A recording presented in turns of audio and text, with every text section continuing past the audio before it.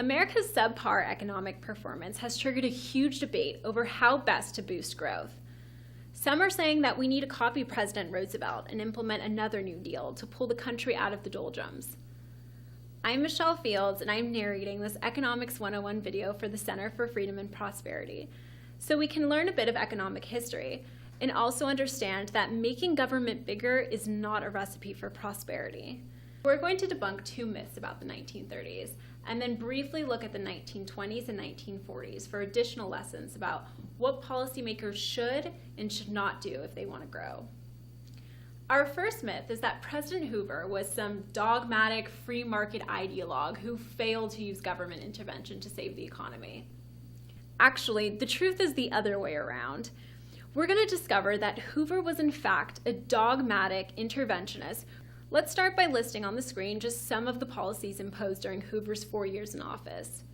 He increased government spending by about 50%, which meant he was a Keynesian even before Keynes published the general theory. He boosted the top tax rate from 25% to 63%, something President Obama probably doesn't even dare to dream of. Hoover also imposed the protectionist Smoot-Hawley tariff and unleashed a torrent of regulation and intervention, which prevented markets from operating. Even one of Roosevelt's top aides, Rexford Tugwell, admitted in a 1974 interview that practically the whole New Deal was extrapolated from programs that Hoover started. And here's the passage on your screen from Tom Sowell explaining how Hoover's intervention helped cause the Great Depression. Our second myth is that FDR's policies, the so-called New Deal, ended the Depression. Let's start by reviewing Roosevelt's policies, which will be pretty easy since they were basically the same policies as Hoover. Government spending, as you can see on your screen, shot upwards. FDR also increased the top tax rate up to 79%.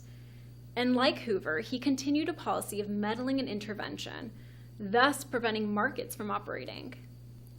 Unfortunately, big government didn't work any better for Roosevelt than it did for Hoover. FDR's class warfare tax policy was a disaster, as indicated on your screen from an excerpt from Amity Schleye's exhaustive research on the period.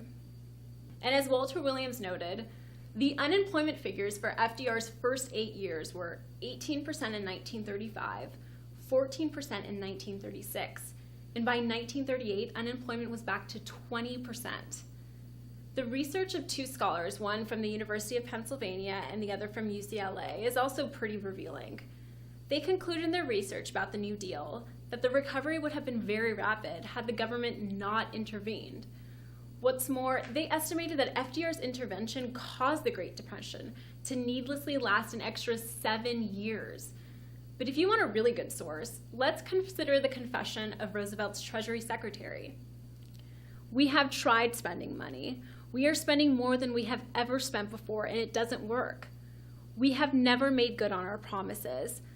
I say after 8 years of this administration, we have just as much unemployment as when we started, and an enormous debt to boot." In other words, the New Deal was a failure. The economy remained in the dumps, with unemployment well into the double digits. That's a policy failure even by the lax standards of Washington. Now that we've punctured two myths, let's just quickly touch on two other items. It's not really well known, but all the Keynesians were terrified that the economy would fall back into a depression when the supposed stimulus of wartime spending came to a halt. On the screen is some of what Jeff Jacoby wrote on the subject.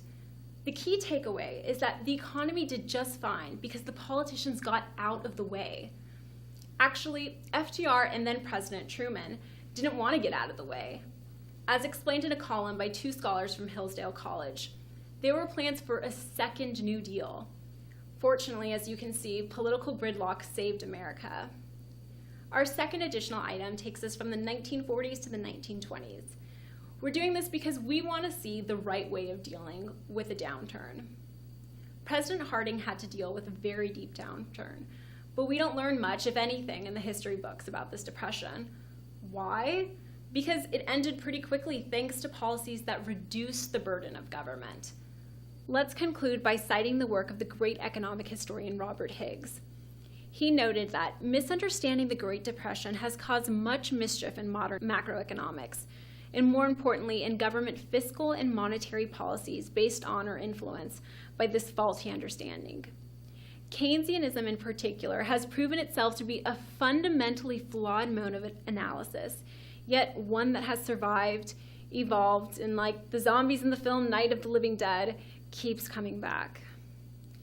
I'm Michelle Fields, and I hope this Economics 101 video from the Center for Freedom and Prosperity can play a small role in correcting the historical record. Please help the fight for freedom by sharing it with your friends and colleagues.